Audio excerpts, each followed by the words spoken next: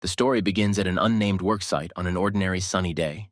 The head of this facility is angry because the diver is not there, as he was called away on another important matter. Due to the urgent deadline, he decides not to wait and offers all the workers present to do the job for a separate fee. Of all the workers present, only one skinny guy volunteered to do the job. The person who volunteered to dive is asked whether he can handle the task with such a frail body. To his superior's doubts, he only replies that money won't earn itself. After some time, the safety workers begin to doubt whether the diver has suffocated or is simply pretending. One of the workers notices a malfunction in the device for communicating with the diver, which is why he urgently shouts for him to be pulled out. Without thinking twice, the safety workers pulled him out of the water. Having emerged, the diver removes his mask and reports that the task has been completed. The head of the facility, giving the fee, is surprised by the guy and says that the money is more important to him than his own life. This is how we meet a guy named Eugene, who at 18 years old is already ready to go to any lengths for money for his sister's treatment. As he left, he thought that it would be great to receive such sums every day. After this thought, he immediately started bleeding, which is why he even had to stop. All this was seen by a mysterious stranger, whose clothes made it impossible to understand who exactly was standing in front of the main character. The stranger began the conversation very abruptly, saying that the guy was risking his life for some pennies and doubted whether these risks were worth it. The protagonist also directly answered him that he would not have taken such risks if he did not need the money. A mysterious stranger offered the hero a chance to get rich just by trying to play a safe game. Taking the mysterious figure for a swindler, the hero refused to participate in the game and, having said that he was not interested, simply moved on. The next steps take us to the hospital, where the main character talks to his sister on the phone and tells her that he bought her favorite treat. A doctor comes up to him. The main character greets him and says that he was looking for him. The doctor stops the protagonist and then asks whether the bills for his sister's treatment have been paid. Otherwise, he has no right to treat her. The doctor also notes that the main character's sister's condition is deteriorating and a transplant is needed for her as soon as possible. And given the hero's well-being, it is worth preparing for the worst. The hero replies that he will collect the required amount, to which the doctor only sarcastically replies that only a few $100,000 need to be collected. The entire scene that took place was noticed by the same stranger who was at the worksite. Arriving at his sister's room, the main character thinks out loud about what he should do and where to find such a huge sum. As he ponders, he looks at his sister, who is hooked up to a medical machine. Unfortunately, she cannot give him an answer, as she is not conscious, which causes him to fall silent. The main character receives a call on his phone from his dad. After leaving the ward, the hero immediately reminds his father that he will not give him money, to which the father only says that there is no point in treating his sister and that money can be made by selling her organs after death. He also tells the hero that with the money he earns, he will be able to go to school without any problems, and that he can arrange a great funeral for his sister, which makes the hero grit his teeth in anger. The hero angrily replies to his father that he will not let himself be drawn into his adventures and harm his sister. Having insulted his father one last time, he cuts off the call that boded nothing good. Having come to his senses a little, he notices someone at the other end of the corridor. At the other end of the corridor, he sees a familiar figure, the same swindler from the construction site who wanted to offer him to play a game. The hero is surprised that this someone was following him, and the stranger himself, raising his hand in a friendly manner, greeted him. The hero quickly approaches and begins to ask why the stranger is following him and threatening to call the police if he does not leave the hospital as soon as possible. The stranger calmly responded by telling the protagonist that he had misunderstood him. He was looking for him only to offer to play a game with him. The rules were simple. If the hero caught him among 3 streets in less than 5 minutes, he would receive $100,000 as a prize. The main character responded to this proposal by calling the stranger a psychopath and saying that he wouldn't fall for it so easily. Having said this, the main character also noted to himself that the logo on the stranger's clothes seemed very familiar to him. Snapping his fingers, the stranger informed the hero that $20,000 of the prize money was already in the hero's account, and the remaining amount would be transferred as soon as the stranger was caught. The main character had serious doubts about the current situation, but out of curiosity, he decided to look at his phone. He saw a new message from his bank on his phone, and indeed, $20,000 had been credited to his account at that moment. And he was surprised that the stranger had his card number. The hero approached the stranger with questions about where he got his card number and what would happen if he refused to participate. to which the stranger replied that there was no need to return the amount. The feeling that something was wrong here did not leave the hero, but realizing that he already has the money and has nothing to lose in this situation, he agrees to participate. The hero said that he accepted the challenge, but before he could even finish speaking, the stranger jumped out the window, announcing that the countdown had begun and the game had already begun. Running up to the window, he was very surprised, because the stranger was already running away from him at the very bottom without receiving any damage. Even though the hero understood that this whole situation was complete stupidity, at that moment, he was focused on only one thing: to take this money from the stranger. With brutal zeal, he rushed down the hospital stairs, with the goal of catching up with the stranger as quickly as possible and getting the coveted sum. Just 30 seconds later, the hero was already on the street and, noticing the stranger, rushed into the alley where he saw him. The hero understood that by running after the stranger he would not catch up with him. So, knowing the surroundings, he decided to take a shortcut. He quickly found the shortest route, and already in the second minute of the chase, he was very close to the stranger. But he still stubbornly ran away from the hero. Overcoming all sorts of obstacles, he tirelessly pursued the coveted prize, but still could not catch up with the stranger. The hero ran at such a speed that he didn't even notice the passers-by who jumped out of his way at the last moment. More than 3 minutes of their catch-up had already passed. And finally, the hero had reduced the distance so much that he was literally breathing down the back of his target. But even so, the stranger did not slow down for a moment. He continued to run as fast as he could from our hero without a single hint of fatigue. No matter how stubborn the protagonist was, every time he approached the stranger, he eluded the hero and seemed to simply disappear. The hero himself already understood that he was at his limit, chasing a stranger with inhuman speed and endurance. Looking at his phone, the hero saw that time was almost up, and at this rate he would never catch up. Realizing that there are no other solutions, the hero continues chasing the stranger on the rooftops of buildings. He, no longer paying attention to anything, rushes along the roofs of buildings in search of his target. At the last moment, he breaks at the very edge of the roof, almost falling down. He was only one step away from falling from a great height. Out of breath, he looked around in search of the stranger. The stranger below was still running quickly away from the main character, not paying attention to anything. The hero doubted whether he should jump, because the height was such that it was very easy to fall to his death. Remembering his sister, he cast aside all doubts and rushed across the roof after the stranger. Having gained enough speed, he jumped down without hesitation towards the stranger. The hero was flying straight towards the stranger, and there were only a few pitiful seconds left until the end of their chase. The stranger continued to run without stopping. Even in the very last seconds, he did not relax. The stranger believed that he had already won, and this feeling of victory was not sincere, because he had expected that the boy would prove to be a more interesting opponent. In just one moment, the main character is already behind the stranger at arm's length. One last throw, and the hero reaches the stranger, managing to catch up with him at the last second. The stranger turns around abruptly and notices with surprise that the main character actually managed to catch up with him. The main character, grabbing the stranger, pulls him towards himself, shouting that he has caught up with him, solemnly declaring his victory in this pursuit. After a short period of time, our hero tries to come to his senses after this race, and the stranger waits patiently. The stranger acknowledges our hero's victory and obediently transfers the remaining amount, while simultaneously informing him that there are still games with larger prizes in which he can take part.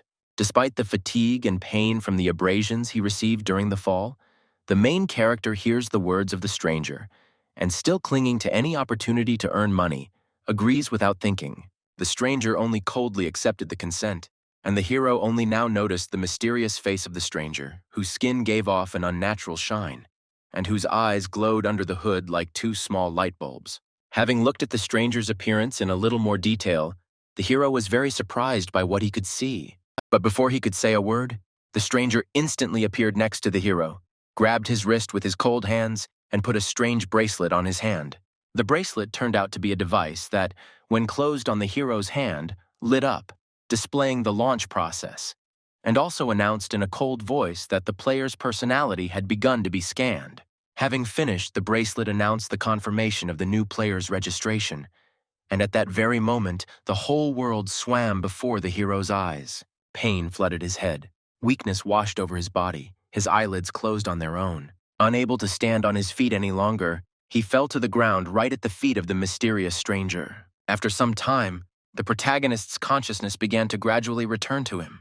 Before opening his eyes, the hero felt that there was a disgusting stench all around, which permeated the entire surrounding space. Despite the pain throughout his body, the hero tried to get up. The smell of rotten flesh hit his nose, preventing him from breathing normally. As soon as his vision cleared a little, he immediately noticed a half-mutilated, rotten human hand. Standing up completely, he noticed that he was in a room littered with mutilated corpses of people. One of the walls was a huge display with a timer. In the center of the room sat two small figures in sweatshirts similar to the one the stranger was wearing. And the hero himself was dressed in some kind of sports uniform. A cold voice without any emotion announced to the whole room about the need to complete a task, the goal of which was to survive for 5 minutes, to which the two figures in the center perked up. On closer inspection, it was clear that they were two children, wearing what looked like traditional makeup. The cold voice continued to announce that the game was about to begin. The condition remained the same: survive for 5 minutes. The hero was still suffering from headaches. But even so, he still noticed that a cold voice began to count down 5 seconds before the start of the game. Trying to recreate the events, the hero remembered a strange stranger who put a bracelet on him, after which he lost consciousness. However, he was unable to think for long, because the picture that appeared before him confused all the thoughts that were in his head. The two of them were gnawing on the human remains along with the clothes, staring at the hero with a multitude of glowing red eyes. This sight shocked the hero, causing him to freeze in place, staring at this disgusting sight. The voice, having finished the countdown, announced the start of the game, after which the scoreboard immediately began counting down 5 minutes. As soon as they heard the announcement of the start of the game, the creatures immediately threw away their body parts and aimed at the main character, baring their sharp, shark-like teeth. Another moment and the creatures are already rushing towards the main character with the only goal in their eyes: to kill him. The hero still didn't understand what was going on, but he knew for sure that he shouldn't expect anything good from these two. Without even thinking, he ran away from these monsters who were so eager to tear him to pieces. While running away from the creatures, he looks around the room for anything useful for his current situation. Apart from the display with the timer, the hero saw nothing in the room, and one of the creatures was already catching up with him. The second creature disappeared from sight somewhere, which the hero himself noticed. And as soon as he thought about the fact that the second one was nowhere to be seen, he appeared right in front of the hero, preparing to attack. The creature rushed towards the hero, swinging its hand in order to tear him to pieces. The creature's claws slashed at the hero's shoulder, tearing his sweatshirt and leaving a deep, jagged wound. A little more, and the creature would have torn him in two, but even so, the pain sent a chill through the hero's body. The second creature also made a dash towards the hero, but he deftly dodged it and avoided another fatal attack. The hero quickly noticed that these monsters were hunting together, chasing him down as if he were their prey. These creatures were playing with him, and their distorted faces showed genuine pleasure from what was happening. The hero was already tired of such chases, and the wound only worsened the situation. Time was also not on the hero's side, because the test was not even half over. The creatures quickly regrouped, and one of them, having lifted another, was preparing to launch it straight at the hero. With a powerful throw, one of the creatures hurled the other with such speed as if it were a shot from a cannon. The hero simply continued to run, but the creature was flying at such a speed that he could only notice it when it was already breathing down his neck. The creature flew into his back with such force that he almost fell off his feet. It dug into his skin with its pitch-black claws, tearing the skin on his back. With her mouth wide open, she was already preparing to grab his throat with a death grip. Having leveled himself, the hero noticed that the creature was preparing for the final blow, so he grabbed its hand, preparing to throw it away from himself. One throw and the creature flies heavily in the other direction, spraying the hero's blood in all directions. The pain was felt throughout the hero's body, and the bracelet on his hand was beeping alarmingly. There was very little strength left, and there was still a little more than 2 minutes left. The hero continued to run away from the creatures, and they pursued him tirelessly, without showing a hint of fatigue. One of them finally caught up with the hero and grabbed his fingers with her small clawed hands. The creature squeezed and pulled both fingers with force, effortlessly breaking them like dry twigs. The hero screamed at the top of his lungs in pain. His fingers were so mangled that they barely resembled his usual hand and looked more like a bloody mess. The creatures were only amused and delighted by the hero's cries, and he himself denied with his whole being that he would die here and now. In unison with the hero, The bracelet on his arm also screamed, informing him of the dangerous state of his health and demanding that he stop. There was only 1 minute left until the end of the game, but the hero no longer had any strength, which is why he began to choke as he walked. The only thing that kept him from giving up was the knowledge that his beloved sister's life depended on him, and that something happened in her last breath. Some force informed the hero that he now had access to the system, to which the hero only wondered what kind of system it was. This same force informed the hero that a new ability called Reverse was available, after which the hero's wounds instantly healed, and he himself no longer felt tired. The system reported that the essence of the ability to reverse was that once every 10 minutes, reaching a pulse of 200 beats per minute, the hero can see the movements of opponents for 3 seconds. The hero was completely confused about what was happening, but the race with death was still going on, so he decided to try out his new power. For a moment, the whole world seemed to freeze, and the hero's body felt as if it was alien and moving on its own. At the same time, the creatures rushed at the hero, preparing to deal him one fatal blow. They pounced on the hero, digging their claws into him and tearing off pieces of flesh with their teeth, filling the entire area around with blood. After this, the world and sensations became the same. The hero continued to run away from the creatures, and there was not a scratch on him. Analyzing what he saw, the hero now knew where these creatures would attack him from, and could give them a proper rebuff. The future that he was able to see with his new ability was repeating itself, and the creatures were already flying towards him. At the very last moment, the hero dodged, causing the girl to simply fly past the hero. The boy also flew past, looking at the hero with surprise and at the same time with anger. There were only 10 seconds left until the end of the game. Although there was little time left, the hero still could not relax, because the game was not over and the creatures were still aiming to kill him. But even while remaining maximally focused, the hero lost sight of the girl. She took advantage of this pause and rushed at the hero, and he in turn tried to activate it again, but nothing happened since the ability was still on cooldown. The hero was confused and fell to the ground, and the girl was already flying towards him to pierce him through and through. The game was over and there was a deathly silence in the air, as if the whole chase had never happened. The hero left this room as a winner, escaping with only fatigue and fear. The hero walked and asked himself questions about what kind of place this was, who those children were and whether they were children in general, whether these were the very games that the stranger told him about. Instead of answers, he only received a message from his bracelet that he had received a reward of 300 points. Before he could fully understand the message, the hero came across an unusual room, which he decided to check out. To his surprise, he found other people in the room, alive and dressed exactly like him. The room was fairly quiet, with only the hum of lamps and the muffled conversations of a few people to be heard. The dark-haired guy noticed the main character, and then told the other that 20 more new people had arrived today. He was surprised that out of all 20, only the main character came into the room alive. In response to this statement, the hero only asked the dark-haired guy who those creatures were and why they were so ferocious. Instead of answering, the hero felt someone grab him by the shoulder. It was a guy a little taller than the main character, with green dreadlocks and a bandana on his head. He asked the protagonist if he had fun during the first game, which only left him confused.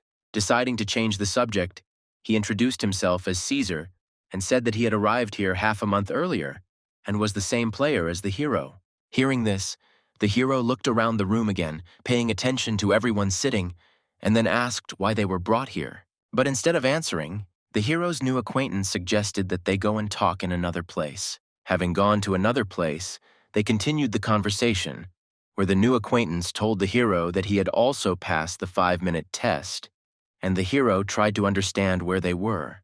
The answer was not long in coming. The guy with dreadlocks replied that they were in the arena where deadly games were taking place, and asked if the hero knew about the Time Consortium. When he received a negative answer, he explained that the Time Consortium was a huge technology company working on artificial intelligence. The hero remembered that the stranger who had brought him here had the logo of this company on his back, but he still did not understand what relation this company had to the arena. The guy with dreadlocks told him to pay attention to it, then pressed something on the hero's bracelet. Immediately after this, a small silhouette in the air began to form from the bracelet with a directed beam of light. The figure gradually became clearer and transformed into a small black doll in a red hat and with a rose bandage on its stomach. This doll greeted the hero, After which he said that there were several conditions for playing in the arena, and the first of them was play to survive. The second condition was that during the game, the players would accumulate points and increase their levels, and the last player would receive the right to inherit the entire time company with its assets. There was also a basic rule that stated that refusing to play would result in execution. Having said this, the silhouette of the toy began to disappear. But at the end, she said that additional information for beginners could be obtained in the bracelet. Of everything he heard, the only thing that stuck in the hero's head was that if he won, he would receive huge assets from the company. The information about the untold riches made him doubt, which he expressed to his new acquaintance. To which he replied that he only knew for sure that it was incredibly difficult to become the last player. He also said that the game has a 7-rank system, and they are currently at the lowest of them. The guy with dreadlocks stood up and headed in the other direction, telling them that in order to progress further, they needed to continue playing and accumulate points to level up. However, the further they progressed, the more difficult the games became. Approaching the vending machines, he began to clearly explain that the points here are analogous to money, which you need to use to buy food and water. He also said that everything is limited in quantity every day and there is not enough for everyone, while showing that the vending machine is completely empty. After this, the guy with dreadlocks turned to the hero and kindly advised him not to spend all his points at once, because as soon as they ran out, he would be executed. The hero was surprised at how perverted the rules were in this place and how dangerous the games were, and he was also worried about his sister, who was left completely alone in the hospital. The hero asked the guy with dreadlocks what would happen if he refused and whether he could leave here, but before he could be answered, shouts from another player were heard from the side. Another player nervously tried to remove the bracelet from his hand, shouting at the same time how fed up he was with this place. In response to this, the bracelet glowed red, beeped alarmingly, and, in a mechanical voice, demanded that the player calm down. The next moment, the player was literally torn apart from the inside, leaving only a huge, shapeless red puddle. The hero was dumbfounded by this sight and could not take his eyes off the spreading pool of blood that had just been a living person. Surprised by the coincidence, the guy with dreadlocks answered the hero that he could not refuse the game, because death awaited him for refusing. He also said that the hero must be mentally prepared, because it will only get more difficult in the future. The hero was surprised that a fairly experienced player was so willing to explain the local rules to him, which he told the guy with dreadlocks. He smiled in response and said that he had seen the main character's performance live and was surprised. Since he had not initially expected anything outstanding from him, the hero was surprised that other people's games were broadcast live for others, and remembering that the system had helped him avoid death, he decided to learn a little more about it. Once again, he turned to his new acquaintance with a question about what system skills are, to which the guy with dreadlocks only questioningly said that he did not understand what the hero was talking about. At that moment, the hero realized that only he knew about the system, and it was better not to talk about it for now. The conversation was interrupted by a loudspeaker, which announced that in half an hour the public area would close, and all those who did not return to the rooms would be executed. Hearing the announcement, the players began to slowly disperse from the room. The guy with dreadlocks said that there is a daily schedule from 8 in the morning until 8 in the evening. Outside of this time, you must always be in the dorm rooms, after which he called the hero to follow him to the chamber. Having no other choice, the hero simply agreed and followed his comrade in misfortune. Arriving at the hostel, the hero saw that it looked more like a maximum security prison. He told his comrade that he needed to figure out how to survive here since there was no way to leave. His comrade was surprised by the main character's calmness and told him about it directly. He said it took him 3 whole days to come to terms with his current fate, after which they continued to follow the hero's cell. Having reached the camera, the hero's comrade was surprised by another coincidence, because his camera was located directly under the hero's camera. An announcement was made over the loudspeakers that there were 5 minutes left before the public area closed, so all players had to return to their cells immediately. The hero's comrade said goodbye and said that tomorrow he would definitely try to show him the surroundings. In response, the hero only mentally thanked him for telling him so much about this place, because thanks to this information, it would be much easier to get used to it. Without delaying too long, the hero opened the cell door and walked inside. To his surprise, there were already 4 other guys inside the cell, 3 of whom were sitting on the floor in the center of the room, and the 4th was standing against the wall, leaning his back against it. The guys greeted the hero and said that he would sleep closer to the toilet. Already at night, when everyone went to bed, only the hero could not sleep, and he lay immersed in his thoughts. He was still worried about his sister, and deciding to distract himself from thoughts about her, he decided to familiarize himself with all the rules of this place. The hero activated the bracelet and, having found the section he needed with help for beginners, immediately opened it. The bracelet brought up a light display in front of him, on which he saw training in the form of a small cartoon, where the narrator was a toy in a red hat that he already knew. The toy introduced itself as Star, after which it began to explain that after completing the first game, all players begin to accumulate personal points. Every day at midnight, 100 points are deducted from players' accounts as payment for living in the arena. Those whose score is 0 will lose the right to survive and will be instantly destroyed. The player's current level is the first and lowest. To get the second level, you need to earn 10,000 points, after which you can challenge the boss. This news did not please the hero because for today's game, he received only 300 points, and later 100 would be deducted from him for accommodation. The announcer continued the story and said that the arena would place different monsters in each game to interact with the players. The games themselves will be divided into 3 difficulty levels, such as beginner, intermediate, and advanced, and the reward for them starts from 300 points for the beginner difficulty and above. You must play at least 1 game every day, otherwise you will have to pay a fine of 500 points or part with your life. After hearing this, the hero remembered today's game. The thought that he would have to face these creatures every day did not give him hope.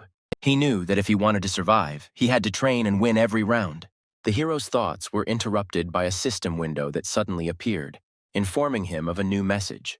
He was taken aback by this unexpectedness and was a little scared, but quickly came to his senses and opened the message. The system said it would help players by providing them with time-limited training sessions that, in addition to developing gaming skills, would also reward players with additional points. The hero was very happy with this news, because in addition to improving his skills, he would also receive an additional reward, after which he immediately accepted the challenge to training. In the blink of an eye, the hero found himself in an empty but illuminated place, where no walls, no ceiling, no anything else was visible except himself and the system window.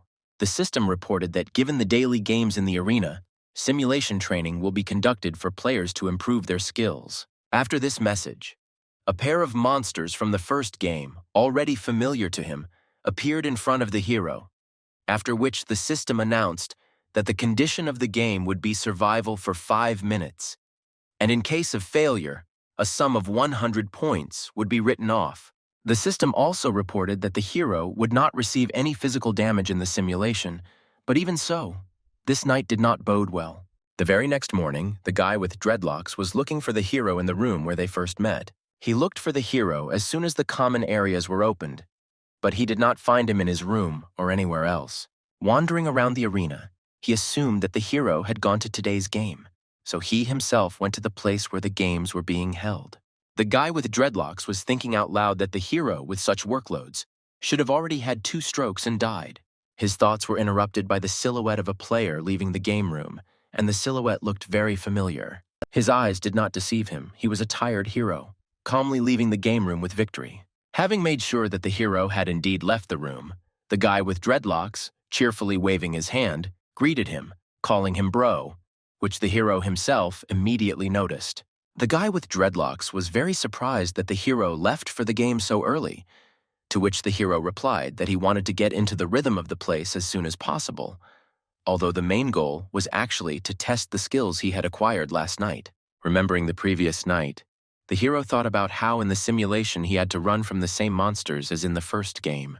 Knowing that the monsters weren't real didn't help ease the anxiety completely, which only helped him give it his all. But no matter how much the hero wanted to win and not get caught, the creatures were much faster than in the first game. As soon as one of the creatures got the hero, the game immediately ended with his defeat, for which the system wrote off 100 points. The monsters themselves disappeared as quickly as they appeared, and the system announced that basic training would be launched.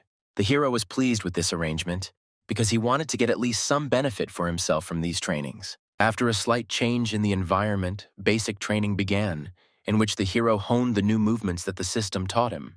After many attempts and falls, he finally began to succeed, and gradually mastered these techniques better and better. The movements became more and more refined and coordinated, and the hero himself began to feel more confident in himself. Having completed the training assigned by the system, the hero immediately found himself in his room in his bed and discovered that outside the simulation, time was still the same, and he spent no more than 1 second in it.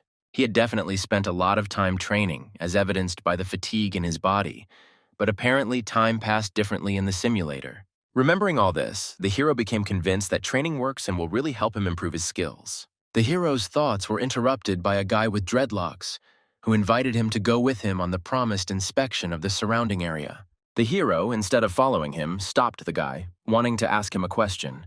He asked his friend in a completely calm tone if he could take part in more than one game. The question shocked the guy with dreadlocks, which is why he even doubted the hero's sanity, because the more you play in one day, the more difficult the games are, which he directly stated. He still doubted that anyone could endure more than one game a day, and a guy passing by said out loud that he didn't understand how the hero hadn't died yet. This only made the hero more excited, because the higher the difficulty, the greater the reward, and with the acquired skills, his chances of winning were extremely high. The hero passed by his friend and said that if you play once a day, the points accumulate too slowly, but he himself is not too tired yet and is ready to play again. The guy with dreadlocks was extremely amazed at how arrogant the hero was, because he had already managed to survive the deadly game twice. The hero walked to the next game alone, watching other players prepare for their games or recover from the games they had already completed. Having reached the right place, the same huge metal door stood in the hero's way, behind which a new game was already waiting for him. The bracelet on his arm confirmed that this was a level 2 game, and it would be more difficult than the previous one. The hero was in no hurry to go in, even though the system was already calling him inside. He stood and thought whether it was worth the risk. At that moment, another player jumped out from another room. He looked battered, and his suit was heavily stained with fresh blood. Before he could get too far away from the door, he fell backwards, then crawled back closer to the open door to rest his back against it. The hero looked closely and saw that this player had no right hand and several fingers were missing on his right hand. The hero was surprised at how the guy got it, and he was also curious about what game he had taken part in that had maimed him so. Thinking back to the night training, he noticed that the morning game was much easier for him than the first time. The door swung open in front of the hero, and the hero himself thought that the game should not be much more difficult than the previous ones. He once again remembered that he needed to earn as many points as possible, which made all his self-doubts disappear. Having lost all remaining doubts, he walked into the dark room towards a new deadly game. Inside, instead of the usual room, a completely different picture appeared before the hero, because the entire floor consisted of narrow paths, under which there was an abyss over a pool with an incomprehensible liquid. The hero was very surprised by such changes in the game conditions, because now the conditions for survival were completely different. The pool below haunted the hero, because the transparent liquid below was anything but water. Without having time to think carefully, the conditions for the upcoming game were announced, namely, to survive for 5 minutes and kill at least one monster. The hero was very surprised by the announced conditions, because even just surviving was already a very difficult task. But now it was also necessary to kill one monster in the allotted time.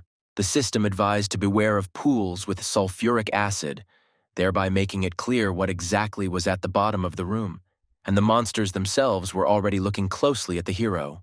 The system announced the start of the competition, after which the monsters, without thinking, rushed towards the main character with animal ferocity.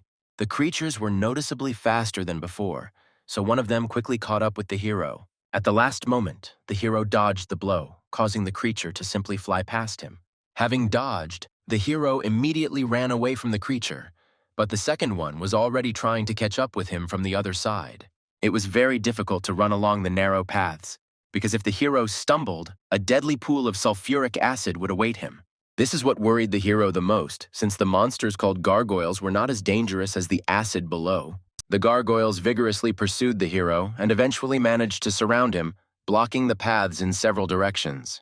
The hero decided that the best solution would be to jump over the abyss, because now he needed the experience that he had gained in the night training in the simulation. In the blink of an eye, he jumped from his spot to the other bridge, avoiding the fate of being pinned down on both sides by gargoyles. Finding himself on another bridge, he saw that a little more than 1 minute had passed since the game, But since the goal this time was also killing the monster, the hero began to think about how he could defeat one of the gargoyles. Without a weapon at hand, he did not understand how he could get rid of the dangerous creatures without bathing in acid. And at that moment, it dawned on him that one threat could be eliminated with the help of the other. At that very moment, the gargoyles, like the hero, jumped over the abyss, rushing at him. With a deft movement, the hero once again dodged the gargoyles' blows while thinking of a plan to kill one of the creatures using his ability. Simply dodging would waste precious time, so the hero tried to activate his reverse ability. Unfortunately for him, the ability was not activated because the necessary conditions were not met. The hero's pulse was below 200, which is why the ability could not be activated. Not knowing the trajectory of the gargoyle's attacks hindered him and did not allow him to counterattack in any way, so he simply continued to avoid other people's attacks. The hero remembered that the last time the pain from severe wounds helped him raise his heart rate, one of the gargoyles was preparing another attack towards the hero, so he decided to try to expose himself to the blow. The creature pierced the hero's hand through and through, causing severe but not yet fatal injuries. The pain rolled over the hero like a steamroller, causing his heartbeat to quickly accelerate. The gargoyle pulled its paw out of the hero's hand, spraying blood around him.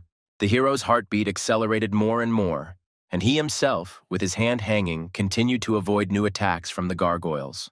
Having reached the required state, the hero was finally able to activate his ability. He had seen in advance how the gargoyles would attack him, which allowed him to take advantage of this and counterattack. The hero was extremely focused on what was happening, as he knew that he had only one chance for a successful attack. He noticed that gargoyles had a tendency to kill their opponents by striking their victims in the face with their claws. Therefore, the moment when the creature attacks will be the best time to counterattack. The creature lunged at the hero, raising its paw for the final blow, but the hero, instead of dodging, began to fall into the pit of acid. The creature flew behind him, low enough to deal a fatal blow to it, which the hero had foreseen with his ability. As soon as the gargoyle flew close enough, the hero regrouped and kicked it with all his might in the opposite direction from the bridge. The kick sent the creature straight into the pool of acid, where the gargoyle flew into it at great speed with a powerful splash. The acid immediately began to corrode the creature, which was screaming shrilly below, unable to escape. After splashing around in the acid for a bit, the gargoyle sank to the bottom, and one of the tasks was completed. The hero himself hung on the bridge with his healthy arm, somehow holding himself up and trying to catch his breath after a very dangerous somersault. He understood that if something went a little wrong, then he would be the one who would gradually dissolve below. With difficulty, the hero climbed onto the bridge, where the second gargoyle looked in surprise at how its brother had just been killed. Even though one of the creatures was defeated, the hero still had to survive for more than 2 minutes. The wound he received continued to bleed and hurt terribly, which made the hero doubt that he would be able to continue. Everything was swimming in the hero's eyes, and his head was treacherously aching, preventing him from concentrating on anything. The hero thought that this was the end for him, but at that moment the system intervened, informing him that an upgrade to the second level of the reverse skill was available. The skill could be greatly improved, but the cost of improvement was 300 points, which was a serious amount for the hero at the moment. The hero's current points were 400. Buying the ability now could seriously harm him, but also improving the skill could help in the current game. Since with his wounds, the hero will not last long, and the improved ability is the only winning solution at the moment. Realizing that there was no choice, the hero, at his own risk, confirmed the skill update. In addition to general improvements, the updated ability, upon successfully dodging all attacks, increased the hero's movement speed for 2 minutes. As soon as the system updated the hero's ability, he immediately activated it. At that very moment, the second gargoyle was already flying towards the hero, preparing another attack with its claws. Thanks to this ability, the hero successfully dodges all of the creature's attacks, predicting all of its attacks in advance. Having successfully dodged all attacks as promised by the system, the hero received a temporary boost. The hero's body began to feel very light, which made it even easier to dodge the gargoyle's attacks. Dodging another attack, the hero dashed in the opposite direction from the gargoyle, literally reaching the other end of the room in an instant. The gargoyle growled angrily and bared its teeth at the hero, looking at him with genuine hatred and a desire to kill. The hero understood that with such speed it was becoming incredibly easy to dodge the creatures, and if he had not been wounded, the creatures would not have been able to keep up with him at all. The hero finally realized that the system really wants to help him, so acquiring skills will now always be a priority for him, even if he has to spend most of his points on it. The gargoyle did not give up trying to catch up with the hero and deal with him in the most brutal way possible. With only 40 seconds left in the game, the hero and the gargoyle stubbornly continued to play deadly tag. The best solution, in the hero's opinion, was to simply continue moving as fast as possible and avoid enemy attacks. This game showed the hero that these creatures are no longer scary to him and he can move on. Time was up, the game was over in favor of the hero, as announced by the speakers in the room. They also reported that the main goals of surviving for 5 minutes and killing at least one monster were successfully completed. For completing a 2-star game, the hero receives a reward of 500 survival points. The hero was required to leave the room and return to the public area, after which the speakers went silent. Already in the common area, the hero sat and treated the wounds he received in the last game. While bandaging his pierced arm, the hero reflected on the reward he had received for killing the second gargoyle, which he had not expected to earn at all. An additional reward was a double points card, which allows you to get double the reward for completing one game. Also, to the hero's surprise, the medicines in the arena turned out to be quite cheap and cost only 20 points for a fairly large set. The hero's thoughts about the cheapness of local medicines were interrupted by a rumbling in his empty stomach. It was not surprising that he was very hungry, since he had not eaten anything at all since yesterday. Besides hunger, the hero was also worried about where his dreadlocked friend had disappeared to, since he himself had promised to meet him after the game.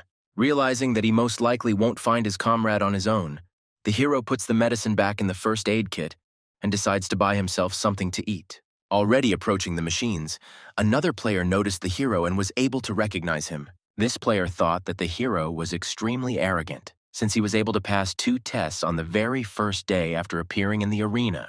Quickly putting all the facts together in his head, he assumed that the hero should now have a lot of points after winning 2 games. The hero went to the machine to buy something to eat, but discovered that food and water were much more expensive than medicine, and besides, all the food had already been taken. Once again, the hero was convinced that it would be difficult to survive here, and for his own benefit, he would have to take on even more difficult games. Tomorrow he should come here early to buy himself some food and not go hungry again. Suddenly, the hero was approached by a player with 2 of his friends who had just passed by him. But the one who approached him certainly did not look like a person from whom one should expect a peaceful conversation. Making fun of the hero, he made it clear to the hero that if he came here at this time, he would never be able to buy himself any food. The guy with the shaved head noted that the hero was only 18 years old, and at that age, he definitely wouldn't last long here, to which all 3 of them began to laugh loudly in unison. Seeing and hearing them burst into hysterical laughter, the hero couldn't find anything to say to them except to ask if everything was okay. Having heard what the hero said, the trio calmed down a little, and the leader among them noted that the hero was rather hot-tempered. Taking out a couple of packages of cookies, he began to offer the main character to buy them, offering 1 package of cookies for 400 points. The hero was very surprised by such prices, because in the machine itself you could buy 1 pack for 80 points. Realizing that the price was too high, the hero refused such a dubious offer. Hearing such an answer, the trio began to sigh in disappointment, simultaneously approaching the hero, literally squeezing him. The hero, realizing that trouble was brewing on his head, asked directly what the trio wanted. The leader of the Trinity came close to the hero, and, putting his arm around his neck, said that he should buy cookies to leave. And he also said that it would be better for the hero to be friends with him, so that the Trinity would cover him every day. In his opinion, by playing 2 games every day, the hero will have enough points to buy cookies from him.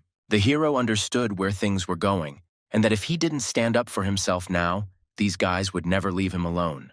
The leader suddenly burst into laughter, after which he said that if the hero refused to buy it, they would have to break one of his limbs. He continued to voice his imaginary justice, saying that the hero was arrogant and did not respect those who were stronger than him. According to the arena rules, they were not allowed to kill the hero, but causing non-fatal injury in the arena is not prohibited. The shaved guy was flexing his fists, saying that it was time to beat up the hero, since he wouldn't agree to buy it, to which the leader stopped him and began to explain the bracelet's function as trade. He explained that by holding the bracelets close to each other, they could transfer their earned points to another player. After which, patting the hero on the cheek, he gave him a final warning. The hero was irritated by the current situation, and if there had been only one bully, the conflict would have already been resolved. Without saying anything, the hero raised his hand, on which was the bracelet, and the bully, seeing this, immediately began to offer his own. A message appeared on the bully's bracelet about searching for information about the exchange. The bully, smiling arrogantly, praised the hero, saying that he made the right decision in deciding to give up his glasses. But before he could finish speaking, the hero's fist, whose bracelet wasn't even active, flew straight into the bully's arrogant grin. The hero hit the bully with such force that he lost his balance and fell to the floor. Having fallen, the leader was very confused, and instead of saying anything, he could only cough up the blood that was coming out of his mouth. The hero, standing over the main bully, clearly explained that he was not going to transfer any of his points to them. With his actions, he hoped to raise the morale of those around him and discourage these bullies from robbing others. Because what's the point of earning points if such idiots are going to take them away?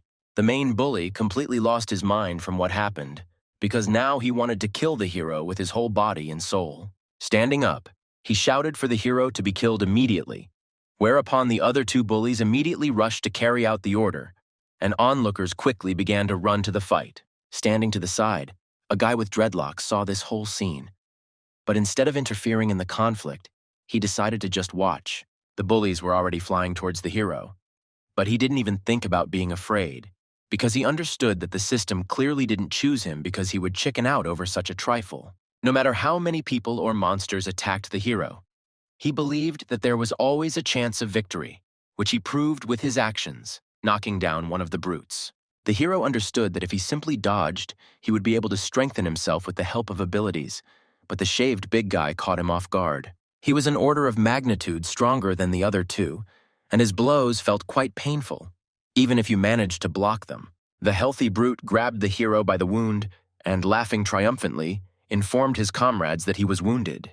He deliberately pressed his finger into the hero's wound, laughing mockingly and enjoying the moment. At that very moment, the leader of this vile gang was preparing to attack the hero from behind, raising his hand back to strike. The leader hit the hero on the back, causing him to break free from the shaved bull's grip and fly to the side. From such a blow, he crashed into the wall with his back at full speed. The hero's whole body ached with pain. The gang stared at the hero sitting by the wall, grinning and snapping at him, not forgetting to insult him in every possible way. The leader ordered his sycophants to grab the hero and hold him tightly so that it would be easier to break his leg. The brute immediately headed towards the hero, flexing his fists and saying, deciding which leg to break. The hero's body felt like it was falling apart from pain and fatigue, but even so, his heart rate was not fast enough to activate the ability. The bully was almost there. The hero couldn't believe that he was still so weak. But even if it was so, he couldn't just give up. Gathering his strength, the hero jumped up in front of the shaved brute, but he had already raised his leg to attack. At that very moment, the hero's ability was activated. He was able to see how the bully broke his leg, from which the hero fell heavily to the floor. The hero saw every single movement of the bully in advance, and now nothing prevented him from dodging. Dodging, the hero activated the bonus speed boost and knocked the brute off his feet with a quick sweep. The brute fell heavily to the floor, and while he was flying, the hero managed to regroup and was already right above his opponent. One precise blow, and the big guy is already face down on the floor, while the hero is still standing on his feet and holding the big guy down. The floor cracked from the impact, and the thug lay there and sincerely did not understand how the hero had become so fast. The hero let go of the thug and prepared to attack the leader, but he got ahead of him and, shouting that this couldn't be, rushed towards him. The bully tried to hit the hero, but he managed to dodge the attack in an instant, hitting the attacker with his inhuman speed. Having parried the blow, the hero, without thinking twice, counterattacked the offender, kicking him right in the head. Due to the speed with which the hero moved and struck, the bully was unable to dodge or parry this attack, so he flew heavily to the side and fell to the floor again. The bully didn't understand how such a frail little girl could take out all three of them at once, but unable to do anything else, he simply lay on the floor. Finding a little strength in himself, the bully was able to roll over onto his stomach, while the hero looked at the defeated bully with indifference, but quickly broke the silence, deciding to remind the bully of his own words. The hero thought out loud about what he should do with the offender, break his leg or crack his skull. The bully was loudly indignant at what was happening. He yelled at the hero, informing him of his immunity, and also threatened him that he did not know who he was dealing with. The bully continued to hurl insults at the hero, even though he was at a huge disadvantage, to which the hero walked up and raised his leg over him, preparing to deliver the finishing blow. The bully, realizing the situation he was in, stopped hurling insults and replaced them with a plea to be let go. The hero struck, but deliberately missed, kicking a few centimeters from the bully's head, who, breaking out in a cold sweat, thought he was finished. The hero directly told the bully that revenge was not worth breaking the rules, for which he himself could lose his life. Because the bully took up a lot of his time and energy, the hero took his cookies, commenting that this was compensation for the harm done to him. The guy with dreadlocks was still watching this whole scene, amazed at how amazing the hero was, but for his own safety, he decided not to call him over yet. The assembled onlookers were amazed at how a local celebrity, along with his retinue, was defeated by some newcomer, without any fear of consequences for himself. The hero left the room, and the bully remained lying on the floor, cursing the hero and promising to remember what had just happened. Sometime later, already in his cell, the hero ate the trophy cookies, thinking about what he could expect from this bully now. However, the hero did not worry about this for long, even being a little happy with the outcome. At the same moment, the bracelet on the hero's hand notified him that his rating for points earned had changed, and he had moved up the leaderboard. The bracelet didn't lie. According to the table, the hero was in 276th place, and there were 324 players in the rating. Having learned what place he was in, the hero became interested in how many points the first place had at the moment. Scrolling through the rating, the hero was surprised that even before reaching the first 100, he already saw that the players had more than 5,000 points, but the one who took first place had 7,720 points. However, this did not surprise the hero as much as the fact about who was in third place on the leaderboard. In third place was a guy who looked painfully similar to yesterday's bully, but what's more, his last name was exactly the same as that bully's. Various thoughts greatly puzzled the hero. He began to understand what the bully meant when he shouted that it was better not to mess with him. Realizing that empty speculation will not help the situation, the hero decides that it would be best to find out more information from his friend. The hero remembered that his friend with dreadlocks lived in the cell below, so he went down, knocked on the door, and asked to call Caesar. The guy with dreadlocks came out a minute later and told the hero that he saw everything that happened, and also asked the hero if the cookie was normal and how he was feeling in general. Without waiting for an answer, the guy with dreadlocks immediately informed the hero that he was now in great danger because third place and yesterday's bully were brothers, and revenge was already a matter of time. However, the hero, without showing any concern, simply asked his friend if this guy who was in third place was strong. The guy with dreadlocks confirmed the hero's words, but noted that it was the power in the hands of the third place that was the more dangerous force. The general situation was that the top 30 players were divided into 3 teams that participated in advanced games and held a general monopoly on food at their level, selling it to newcomers at inflated prices. The friend continued to explain that it was thanks to them that newcomers could survive and not get killed during advanced tests, so the 2 brothers would obviously come up with a dirty trick for the hero. The fact that the hero had gotten into a fight with these brothers had seriously spoiled his plans, however. Before saying anything, the guy with dreadlocks remembered that he hadn't played yet today. He said goodbye to the hero, telling him to find him if he had any more questions. After finishing the conversation, the hero thought about it and came to the conclusion that he needed to continue playing and become number 1, so that no one would even think about messing with him anymore. 3 days later, the hero was getting ready for another game, and his roommates stood to the side and silently watched as he left the room. As soon as the hero left the cell, his neighbors immediately began to whisper and wonder how he was able to earn more than 2,000 points in just a few days of being in the arena. One of them suggested not to pay any attention to the hero and not to get involved with him, as he could get them into trouble. The hero walked away from the camera and reasoned that the bully no longer bothered him, which seemed strange to him, but at the moment he was concerned with more important matters. In order to quickly gain points, the hero forced himself to play 2 games a day, which greatly raised his ranking, and with 2,180 points, he was already in 191st place. Training in the simulation greatly helped the hero, improving his physical performance and allowing him to pass the main test without any difficulties. The hero was also concerned about where he was, but since there were no windows or doors here, and the time of day was only simulated, It was impossible to understand. During his stay, the hero was able to discover that in addition to common areas and bedrooms, there is a gym and a bathhouse, which can only be used for earned points. The sense of time gradually left the hero, because 5 days had already passed since he entered the arena, and only games and growth helped him feel alive. While thinking, the hero did not notice how he came to his goal, namely to the room located behind the mid-level game. A huge translucent door appeared before the hero, on which were depicted chains and the grinning face of a demon. The hero brought his bracelet to the door, after which it immediately announced that he met the requirements of the intermediate level test and could proceed further. At that very moment, the chains on the door began to move, unraveling in different directions and gradually disappearing completely along with the door. This test required players to have over 2,000 points to enter, greatly increasing the difficulty. But in return, it allowed them to participate in it as a team, rather than individually. The bracelet also announced that you can enter the game with random players, or invite your friends for 100 points, which the hero remembered. The hero chose a game with random players and ran on, and the bracelet notified him that after participating, he should go to the intermediate room within 5 minutes. Otherwise, he would be prohibited from participating in other games for the rest of the day. Having reached the right place, the hero discovered that only one person had been assigned to him as an ally. Coming closer, he was able to examine this person, and to the hero's great surprise, his only ally turned out to be a girl with long dark hair.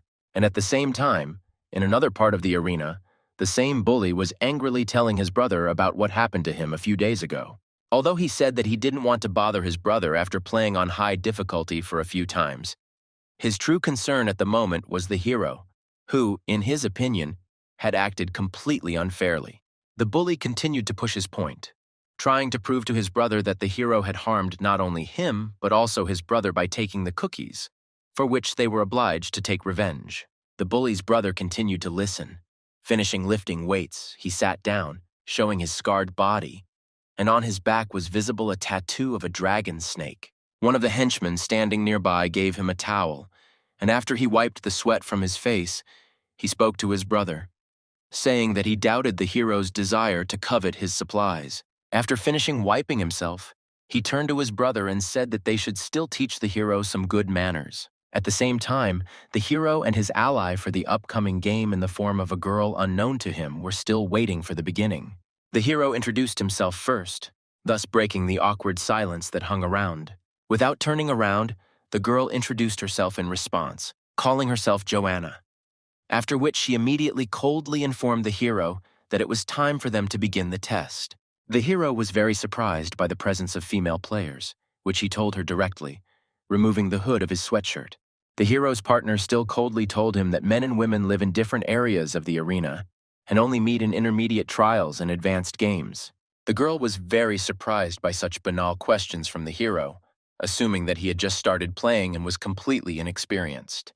Both players' bracelets displayed a notification about the need to confirm the start of the game, while the hero was thinking that it was impossible to guess how strong a random ally would be. But girls who could survive in such conditions certainly shouldn't be weak. Having confirmed the game, the girl launched it, which was indicated by her bracelet. The gates opened, and standing at the very entrance, the girl turned to the hero, asking him not to get underfoot, after which they went inside, and the system confirmed their participation in the game. The room inside was completely different from those that the hero had seen, and was a room in a traditional style, where the walls and furnishings of the room were made of wood, and not the usual metal and concrete. After going a little further, the hero and his companion were able to see what they would have to fight in this game. 3 figures appeared before them. Their silhouettes resembling people, however, 2 of them were much taller than people, and it was clearly visible that they were 2 mannequins covered with metal sheets, and the third was almost twice as short as them, the height of an ordinary person, but dressed in a robe that completely hid the body, with the company symbol already familiar to the hero on the cloak. This figure stood silently in the center, between the 2 mannequins, with its back to the players. However, if you look closely, you can see that thin red threads were coming from it, connecting to all the limbs of the dolls. The monster turned around, and before the players appeared a face that looked more like a red mask in the form of a skull with sharp rows of shapeless teeth, and from the eye sockets, instead of eyes, There were brushes sticking out, from which lines came. The girl calmly noted that the creature definitely looked like a puppet, and there was no hint of fear of the creature on her face. The puppet bowed to the players, beckoning them to begin the game. The mannequins nearby took on more threatening poses, showing that they were already ready for battle. The hero was surprised by the monster's behavior, but the girl quickly explained to him that they would not attack until the game began. An announcement was made about a 1-minute preparation for the game.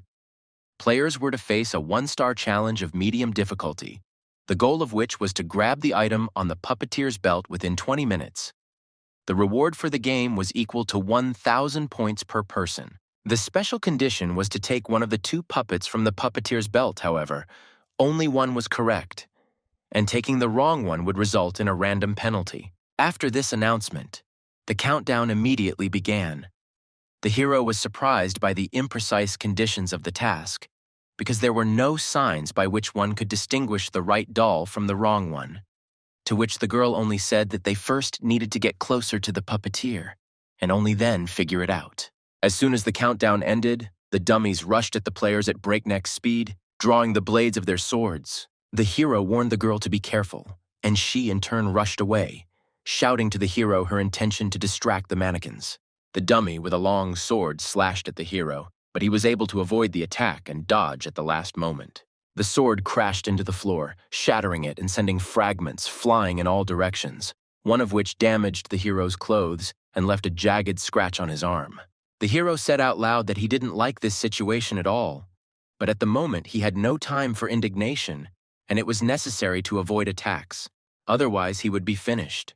The girl encountered a mannequin armed with sharp one-handed swords, with which he chaotically chopped the air around her. One of the blows almost caught her, but only cut off a small tuft of hair. The monsters were faster than she expected. Having coordinated, the dummy delivered a slashing blow with both swords, which the girl deftly dodged by jumping over it.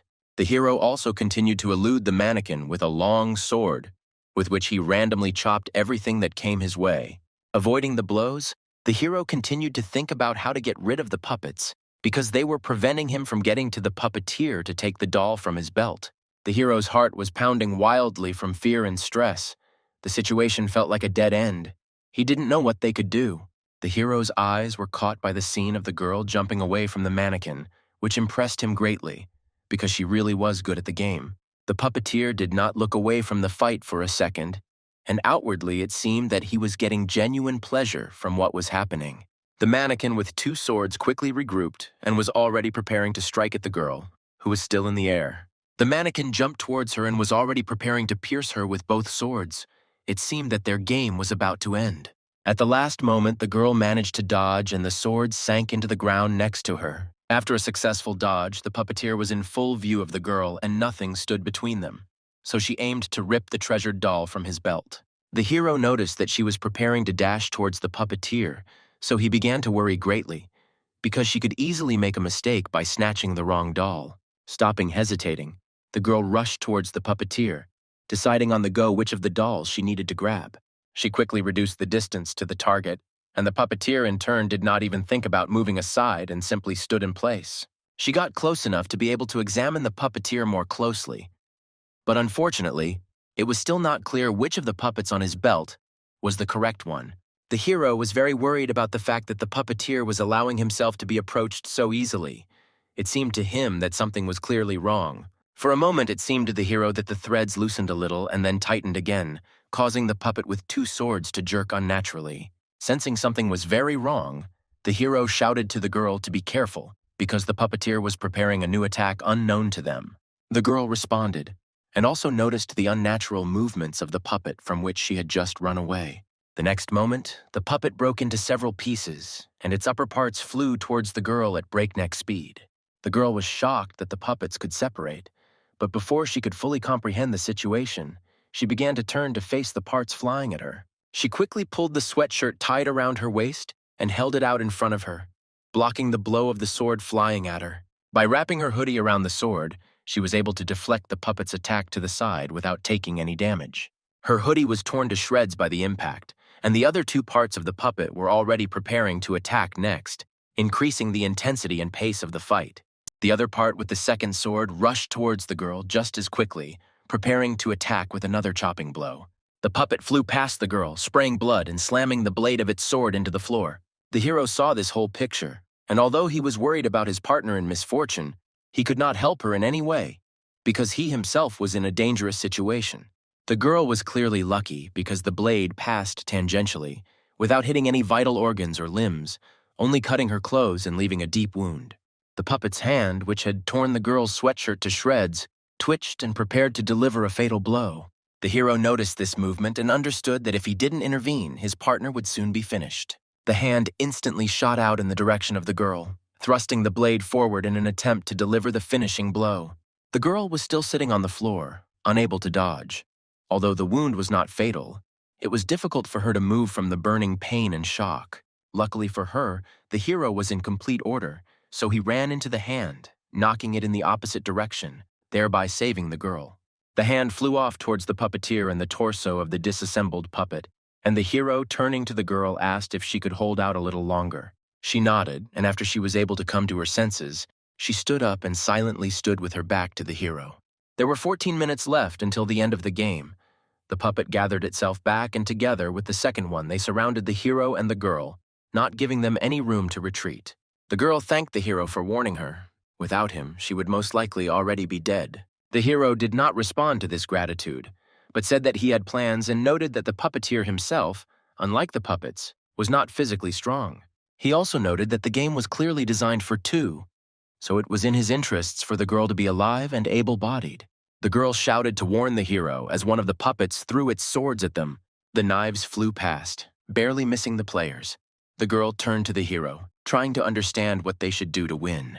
The hero's plan was to turn the puppet's swords against the puppeteer and cut his strings, thereby disarming him completely. The girl was not delighted with the plan, to which she sarcastically noted that the puppets were in no hurry to help them, to which the hero simply told her to make the puppet with two swords run to the left. The hero will lead the other puppet on strings so that at the right moment they can cut the strings with a sword. After they deal with one puppet, they will have to run after the doll because the remaining puppet should not interfere with them. Having voiced his plan, the hero dodged the puppet's attack and ran towards the second puppet, luring the first one.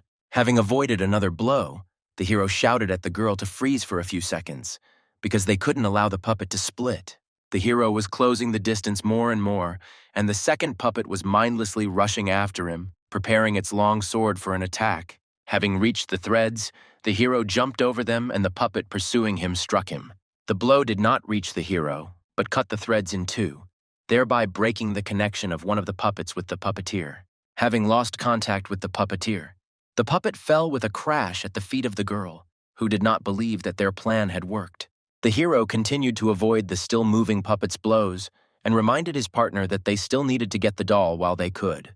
Avoiding all of the puppet's attacks, the hero was able to get close enough to the puppeteer himself to rip the puppet from his belt.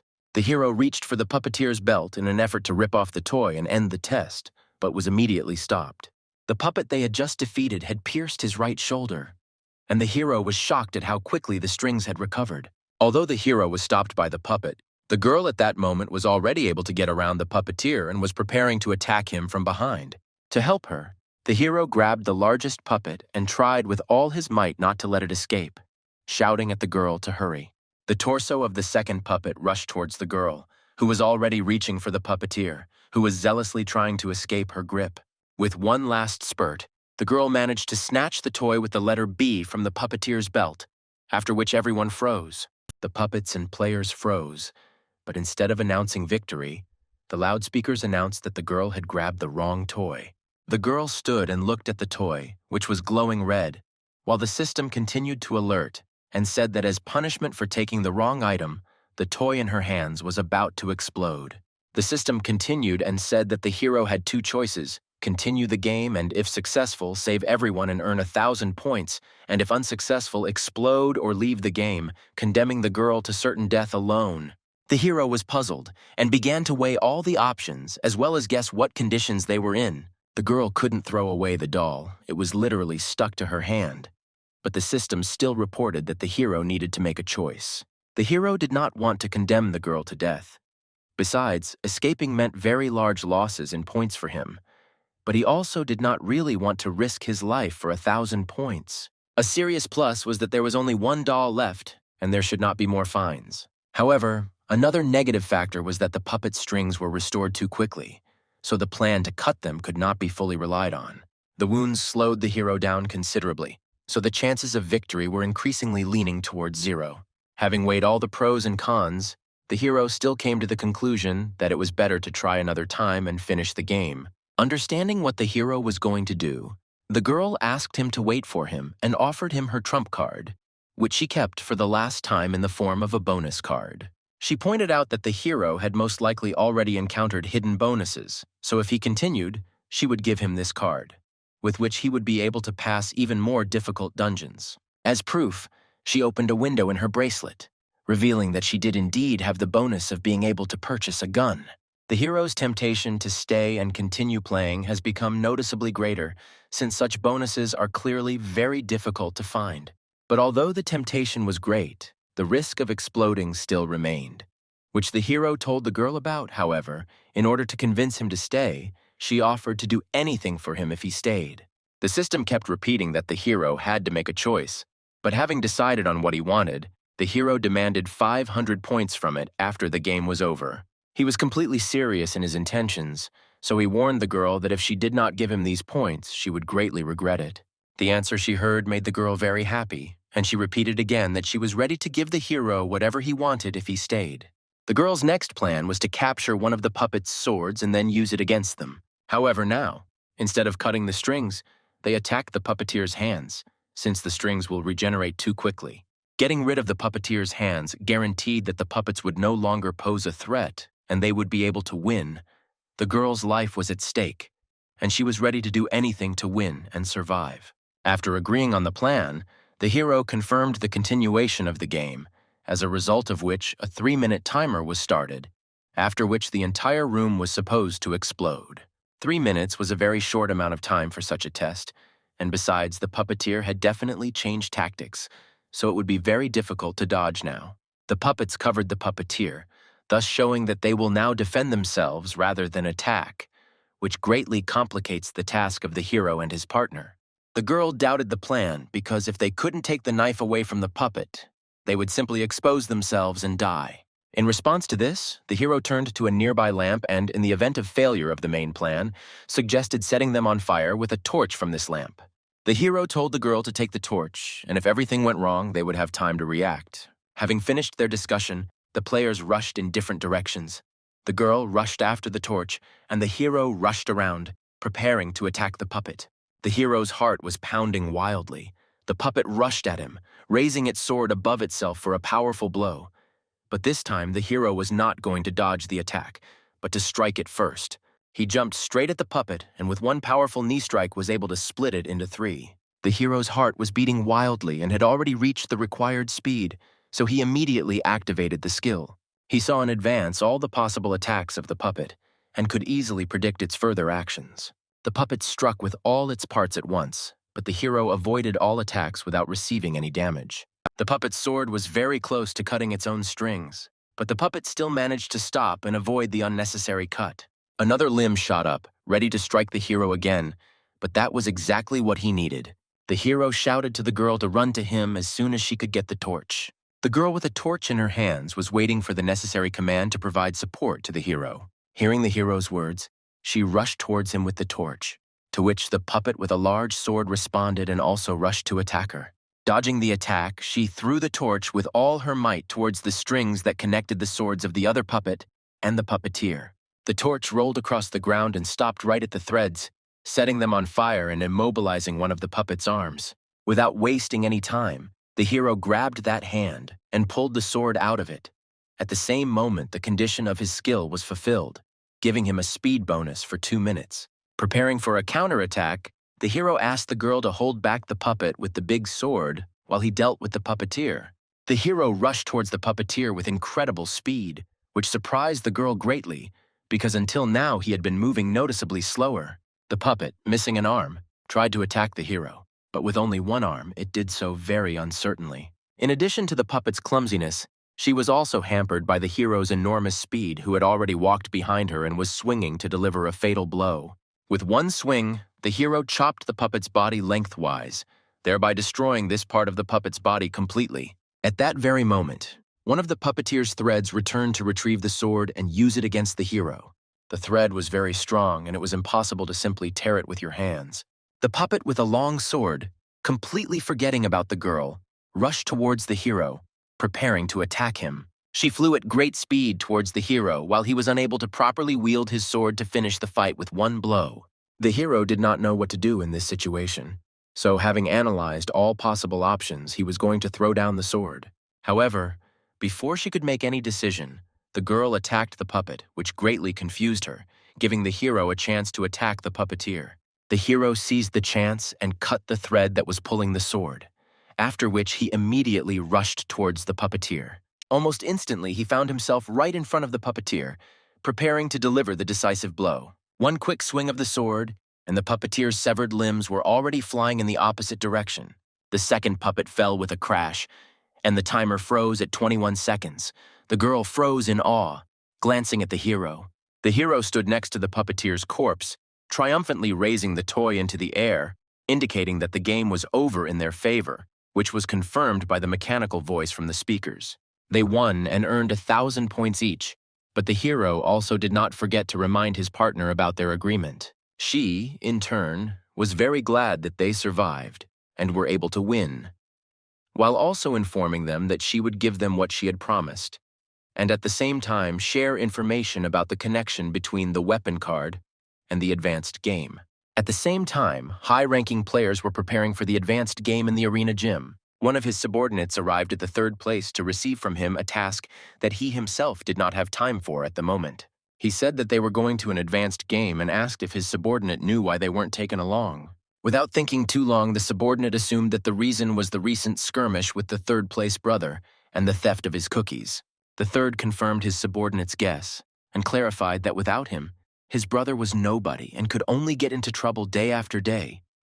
But even if that was the case, he was still his brother. In order to prevent what happened to his brother in the future and to preserve their dignity, they needed to get rid of the hero. Otherwise, they would continue to be disrespected. Without hesitation, the subordinate, who was Chuck, the 7th place in the player rankings, agreed to carry out the task. In the same room where the hero almost blew up with his new acquaintance, they now peacefully closed their agreements with each other. The girl explained to the hero how the exchange system works and why exchanges take so long and with so many stages, also asking him if he hid his power. The hero replied that this was not entirely true, and anticipating her further questions, reminded her of the weapon map that she had promised him. In response, the girl just puffed out her cheeks, grumbling that she didn't like to bother her unless the situation required it, while the hero continued to bombard her with questions, now asking how this card was connected to the advanced game. The girl continued her explanation. She said that there were no weapons in the public domain on this level. Many had tried to find them here, but to no avail. Some people managed to take weapons from monsters. But according to the arena rules, taking them outside the room is prohibited. After the girl was able to get the card, she had to discover that the weapon had always been in advanced games. But most did not know about it, and only a select few had access to it.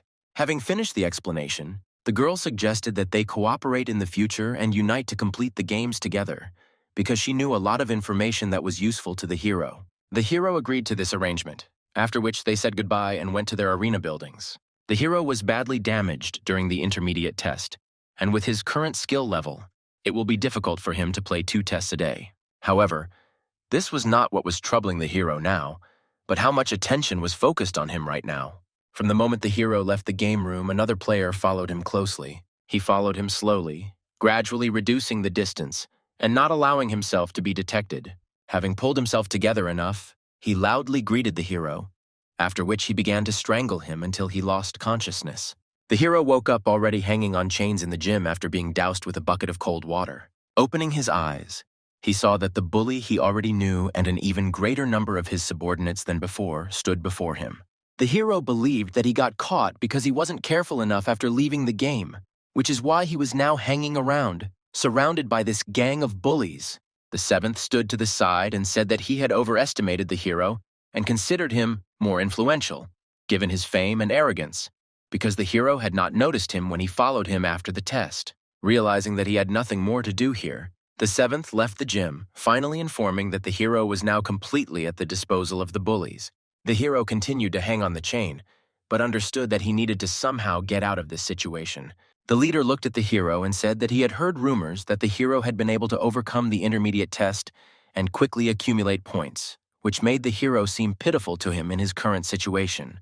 The hero responded by saying that he was so pathetic that he could not find the hero and sort things out personally without someone else's help. The bully instantly became enraged and was already preparing to attack, which is what the hero wanted from him. The bully swung and was about to strike, but the hero was able to kick him first, causing the bully to stagger. This blow greatly angered the bully, and he called his servants to him so that they would hold the hero. But at that very moment, he grabbed the bully's neck with his legs and took him into a hold.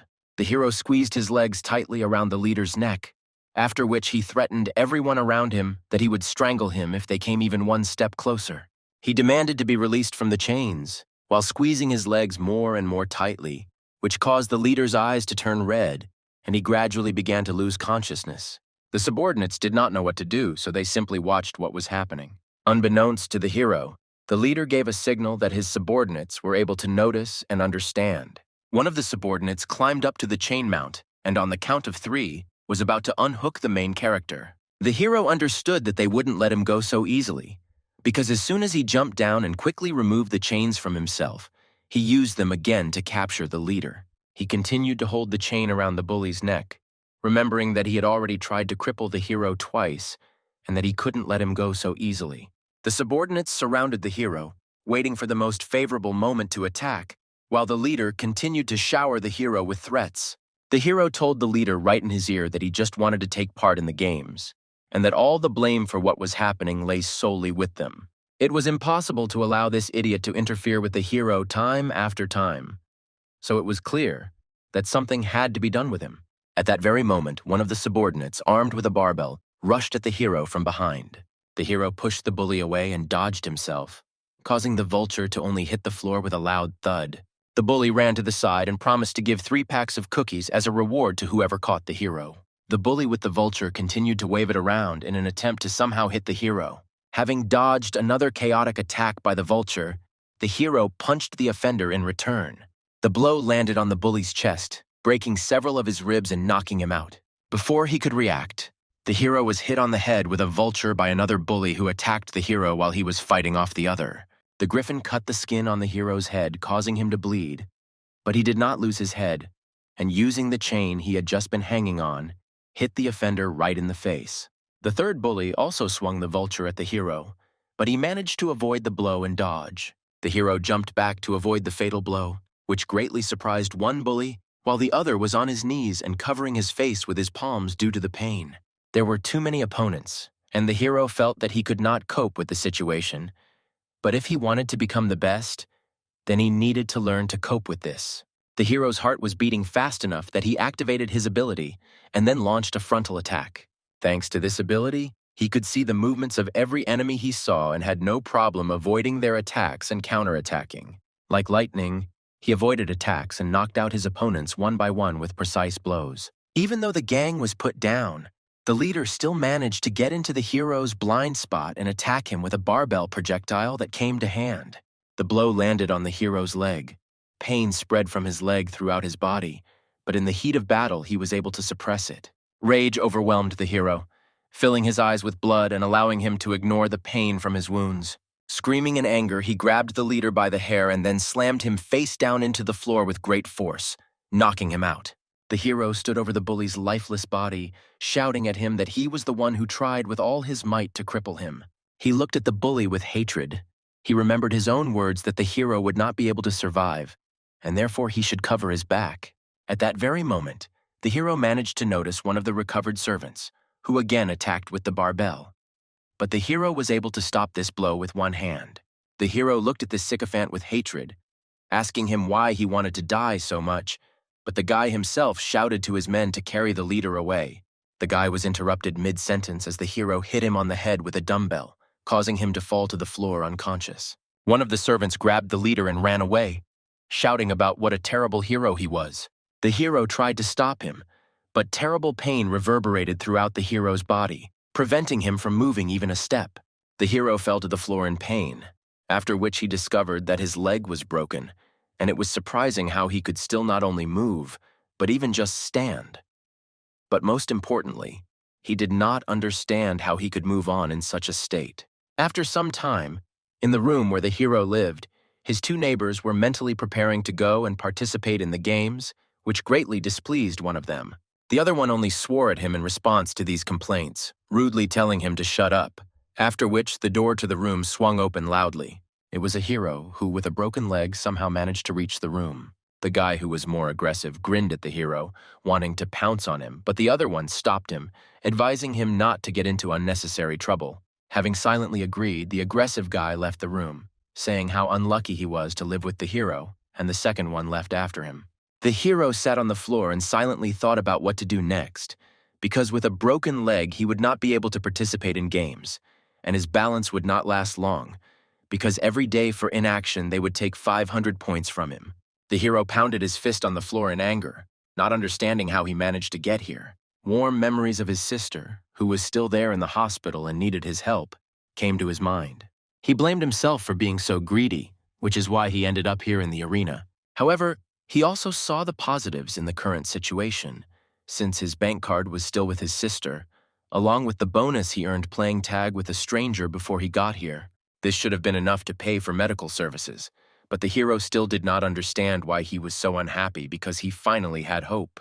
At that moment, the hero remembered his first game, when he fought with gargoyles and they broke his fingers. But in the end, he turned out to be completely alive and well. Although such situations did not happen again, this memory gave hope that not all was lost and there was hope. The hero decided to check the system messages and notifications, where he learned that new system powers were available to him, which he immediately wanted to learn more about. The system notified the hero that a function such as a shopping center for beginners had been opened up to him. Having quickly weighed everything, the hero realized that the store opened as soon as the hero accumulated the required amount of points. Having looked into the functionality of the shopping center, the hero discovered that not all of the functionality was available, but what was available sounded no less useful. While searching for something that could help the hero right now, he came across the physical recovery section, where he was able to find a medicine for 1,000 points that could heal serious injuries within 6 hours. With some doubts, the hero still decided to buy the capsule, because if he doesn't try it, he won't know if it works. Immediately after the purchase, a small capsule appeared on the hero's palm. It looked unusual and seemed to emit a small scarlet glow. Hoping that the system had finally provided him with a panacea for his fracture, the hero swallowed the pill whole. It was not clear what exactly affected the hero, the medicine or general fatigue, but after taking the mysterious pill, he immediately fell asleep. Somewhere in another room of the arena, the bully and his minions were licking their wounds. The leader sat and proudly recalled how the main character's leg looked after he hit him. One of the sing-alongs confirmed his words, saying how he saw the hero dragging himself into the room like a beaten dog, after which he reminded the leader of the agreement about the cookies. The leader chuckled and reminded them that it was he who had broken the hero's leg, while they had shown themselves to be worse than he had thought of them. The thought that the hero could now only hide in dark corners, awaiting death, greatly amused him, causing a disgusting grimace to appear on his face. Having enjoyed himself to his heart's content, he told his henchmen to bring the meat that his brother had brought, because they deserved it. After a long time, the hero came to his senses in his own room. He felt as if he had slept all day, and his leg was numb. Thinking about his numb leg, he immediately noticed that it was fine, and there was no longer a fracture, as well as other injuries on his body. At that moment, the system notified the hero that his daily training was about to end, and if he did not complete it, points would be deducted from him.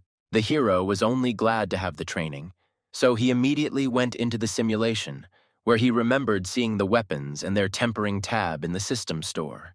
Before buying a weapon, the hero wanted to accumulate points, but because the bully did not give him a peaceful life, he needed to buy himself a means to fight for his life. Otherwise, he would be killed so quickly. The hero activated the card for the right to purchase weapons, after which the system notified him that he now had permission to purchase weapons and their further use, which meant that the hero would now be on a completely new level.